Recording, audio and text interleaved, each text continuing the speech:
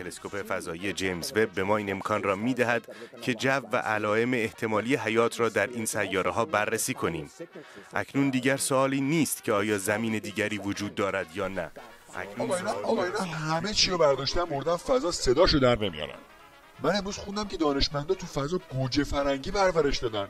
به جون خودم اینا میخوام برو بذارن اینجا برم. گفتی گوجه فرنگی، یارو یه نیسان گوجه قاچاق میاره گمرک دستگیرش میکنن. مدیر گمرک بهش میگه واسه جریمه باید یه جعبه گوجه بخوری. آقا یارو شروع میکنه به خوردن گوجه و داد میزنه آخ بمیرم برات ممدلی، آخ بمیرم برات ممدلی، بدبخت شدی ممدلی، دهنت سرویس ممدلی. مدیر گمرک برمیگرده بهش میگه ممدلی کیه؟ میگه ممدلی برادرمه، اونم گرفتنش با یه نیسان فلفل. آخه چه برادر دلسوزی که اینقدر به فکر برادرشه. والا من که یه بار به برادر بزرگم گفتم برام پول بریزه، زنگ زده میگه اسم و فامیل چی بود. یعنی شانس آوردم شنا بلد بودم وگرنه غرق این همه محبت میشدم. آره والا محبت ها از بین رفته، مردم دیگه هوای هم دیگه رو ندارن.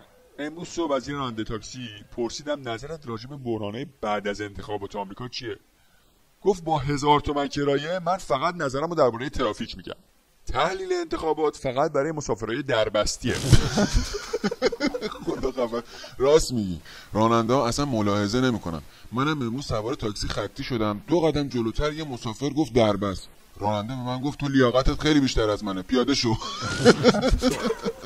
دقیقاً. اصلا این راننده ها دیگه مراعات حال مسافراشون رو نمی کنن که. من و دوستم رستم تابستون با اتوبوس VIP میرفتیم تهران. راننده کولر رو گذاشته بود رو آخرین درجه. اونقدر هوای اتوبوس سرد شده بود که رستم یهو از خواب بیدار شد، داد زد داداش این کولر رو کم کن، پنگوئن که بار نزدی که.